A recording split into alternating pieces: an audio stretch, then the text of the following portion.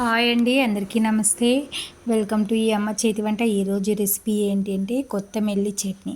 ఈ చట్నీ అంటే సూపర్ టేస్టీగా ఉంటుంది. ఈ చట్నీ ఇడ్లీ, దోశ, ఊతప్పం, వడ, బజ్జీ, బోండాలకైతే చాలా సూపర్ టేస్టీగా ఉంటుంది. రైస్లో కూడా ఈ చట్నీ సూపర్గా ఉంటుంది. ఇది రెగ్యులర్గా కిడ్నీ సమస్యలు ఉన్న వాళ్ళకి, ప్రాబ్లమ్స్లో ఉన్న వారికి రెగ్యులర్గా ఈ చట్నీ తింటే మనకైతే కిడ్నీ లెవెల్ అనేది చాలా సూపర్గా క్విక్గా డెవలప్ అవుతుంది. ఈ చట్నీని అయితే ఎలా చేసుకోవాలో ఇప్పుడు మనం చూసేస్తామండి.